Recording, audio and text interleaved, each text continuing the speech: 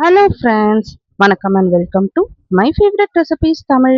இன்னைக்கு ஒரு டேஸ்டியான குழம்பு ரெசிபி பார்க்கலாம். நல்லா மசாலாலாம் அரைச்சி விட்டு நல்லா காய்கறிலாம் சேர்த்து நெத்திலி கருவாட்டு குழம்பு எப்படி செய்யுது பார்க்கலாம். இது சுட சுட சாப்பாட்டோட போட்டு சாப்பிட்றதுக்கு செம்ம டேஸ்ட்டாக இருக்கும். ஸோ கண்டிப்பாக ட்ரை பண்ணி பாருங்க. இப்போ வாங்க எப்படி செய்யுது பார்க்கலாம். ஃபர்ஸ்ட் வந்து நம்ம மசாலா அரைச்சிக்கலாம். அதுக்கு வந்து கடாய் வச்சுட்டு 1 டேபிள் ஸ்பூன் எண்ணெய் ஊற்றிக்கோங்க.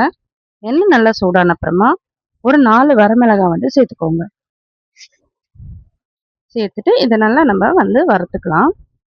இது கூடவே வந்து ஒரு 2 டேபிள் ஸ்பூன் வந்து தனியா சேர்த்துக்கோங்க. இது கூட 1 டேபிள் ஸ்பூன் மிளகு சேர்த்துக்கோங்க. 1 டேபிள் ஸ்பூன் ஜீரகம் சேர்த்துக்கோங்க. இது எல்லாத்தையும் வந்து அந்த எண்ணெயிலேயே நல்லா வந்து வறுத்து எடுத்துக்கலாம். நல்லா வாசனை வரும். நல்லா கமகமன்னு வாசனை வர வரைக்கும் வறுத்து எடுத்துக்கோங்க. வறுத்துட்டு இதை வந்து ஸ்டவ் ஆஃப் பண்ணிட்டு நல்லா வந்து ஆற வச்சிருங்க. ஆற வச்சுட்டு இதை நல்லா வந்து மிக்ஸி ஜாரில் போட்டு நல்லா மைய அரைச்சி எடுத்துட்டு வந்து வச்சுக்கோங்க. கொஞ்சமாக தண்ணி விட்டு அரைச்சி எடுத்துட்டு வந்து வச்சுக்கோங்க. உங்ககிட்ட அம்மி இருந்ததுன்னா நீங்கள் அம்மியில் கூட போட்டு அரைக்கலாம். நல்லா டேஸ்ட்டாக இருக்கும் நம்ம கையில் மசாலா அரைச்சி செய்யும்போது. அப்படி இல்லைன்னா நீங்கள் மிக்சியில் போட்டு கூட அரைச்சிக்கலாம். இப்போ வந்து நம்ம சட்டியில் செய்யறதுனால சட்டி வச்சுக்கலாம்.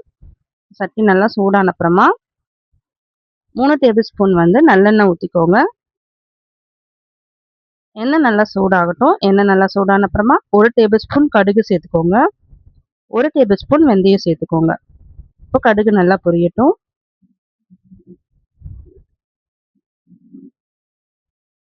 இப்போ ஒரு 2 மீடியம் சைஸ் வெங்காயம் நம்ம பொடியாக அரிஞ்சு வச்சுருக்கோம். அதை வந்து சேர்த்துடலாம்.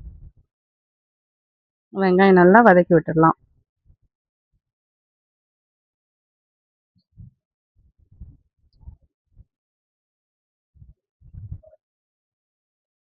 இப்போ வந்து லோ ஃப்ளேமில் வச்சுக்கோங்க. சட்டி ஒரு வாட்டி வந்து சூடாயிடுச்சுன்னா அதோட ஹீட் வந்து அது அப்படியே இருக்கும். ஸோ நம்ம லோ ஃப்ளேமில் வச்சு நம்ம வந்து செஞ்சுக்கலாம்.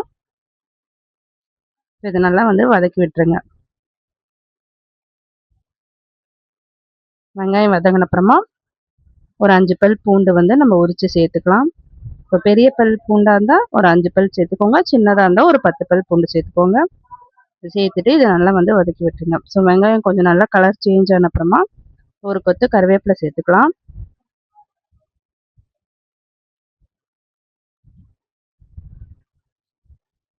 இந்த கருவாட்டு குழம்பை வந்து நம்ம இன்னைக்கு செஞ்சு சாப்பிட்றத விட இது நல்லா ஊறின அப்புறமா அடுத்த நாள் வச்சு சாப்பிட்டோம்னா செம்ம டேஸ்ட்டாக இருக்கும். இப்போ ஒரு கொத்து கருவேப்பிலை சேர்த்துடலாம். இப்போ ஒரு 3 தக்காளி வந்து பொடியாக அரிஞ்சு வச்சுருக்கோம். அதையும் வந்து சேர்த்துடலாம். தக்காளி வெங்காயம்லாம் நல்லா வதங்கட்டும். ஸோ கொஞ்சமாக நம்ம உப்பு சேர்த்து வதக்கிட்டோம்னா சீக்கிரமாக வந்து தக்காளிலாம் வதங்கிடும்.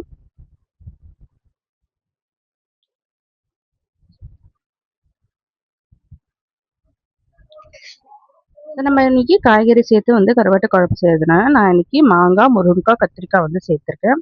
நல்லா குழம்பு வந்து வாசனையாக இருக்கும் நம்ம காய்கறி சேர்த்து செய்யும்போது. இதை சேர்த்துட்டு இது நல்லா வந்து வதக்கி விட்டுருங்க.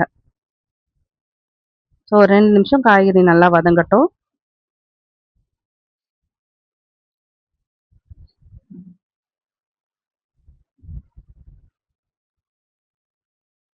இப்போ இது கூட ஒரு 1/2 டேபிள் ஸ்பூன் மஞ்சள்தூள் சேர்த்துக்கோங்க. சேர்த்து இது நல்லா வதக்கி விட்டுடலாம்.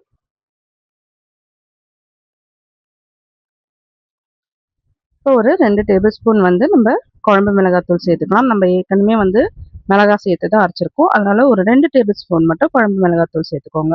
அப்படி உங்ககிட்ட குழம்பு மிளகாத்தூள் இல்லைன்னா நீங்கள் வந்து தனி மிளகாத்தூள் கூட 2 டேபிள் ஸ்பூன் சேர்த்துக்கலாம். சேர்த்துட்டு இது நல்லா அந்த எண்ணெயிலேயே வதக்கி விட்டுடலாம். குழம்புக்கு தேவையான உப்பை வந்து இதிலே சேர்த்துருங்க. சேர்த்துட்டு இது நல்லா வந்து வதக்கி விட்டுருங்க. ஸோ அந்த மிளகாத்தூளோட பச்சை வாசனை போகிற அளவுக்கு நல்லா வந்து எண்ணெயிலேயே வதக்கி விட்டுருங்க.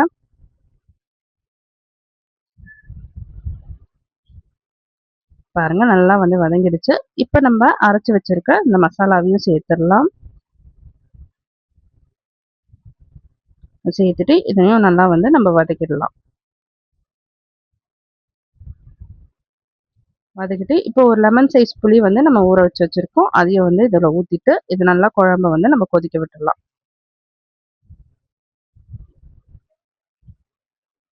புளி சேர்த்துட்டு இது நல்லா வந்து காய்கறி வேகிற அளவுக்கு நல்லா வந்து கொதிக்க விட்டுருங்க. குழம்பு நல்லா கொதிச்சப்புறமா நம்ம லாஸ்ட்டாக வந்து கருவாடு சேர்த்துக்கலாம். ஸோ வந்து நான் இன்றைக்கி நெத்திலி கருவாடு சேர்த்துருக்கேன். நீங்கள் எந்த கருவாடு வேணாலும் சேர்த்து இந்த குழம்பு வந்து வைக்கலாம். ஸோ கருவாடை வந்து நல்லா சுட தண்ணியில் போட்டு நல்லா ஒரு 2, 3 வாட்டி வந்து அலசி எடுத்துருங்க. ஸோ அதில் மண்ணெலாம் இருக்கும். ஸோ அதனால் நல்லா க்ளீன் பண்ணி எடுத்துருங்க. க்ளீன் பண்ணிவிட்டு அதுக்கப்புறமா வந்து இதில் சேர்த்துடலாம்.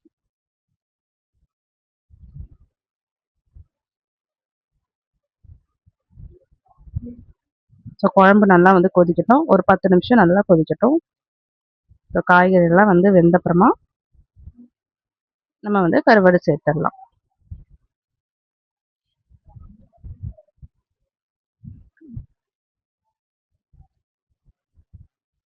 இப்போ பாருங்க குழம்பு நல்லா கொதிக்க ஆரம்பிச்சிருச்சு. இப்போ நம்ம க்ளீன் பண்ணி வச்சிருக்க கருவாடை சேர்த்துடலாம். சேர்த்துட்டு ஒரு 5 நிமிஷம் வந்து கொதிச்சுட்டு நம்ம வந்து ஸ்டவ் ஆஃப் பண்ணிடலாம். ஸோ அவ்வளோதாங்க, சூப்பரான கருவாட்டு குழம்பு வந்து நம்ம ரெடி பண்ணிட்டோம். ஸோ நீங்களும் இதே மாதிரி ட்ரை பண்ணி பாருங்கள். சாப்பிட்றதுக்கு செம்ம டேஸ்ட்டாக இருக்கும்.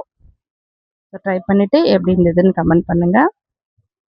இந்த வீடியோ உங்களுக்கு பிடிச்சிருந்துன்னா நம்ம சேனல் மை ஃபேவரட் ரெசிபீஸ் தமிழை சப்ஸ்கிரைப் பண்ணிக்கோங்க, லைக் பண்ணுங்கள், ஷேர் பண்ணுங்கள்.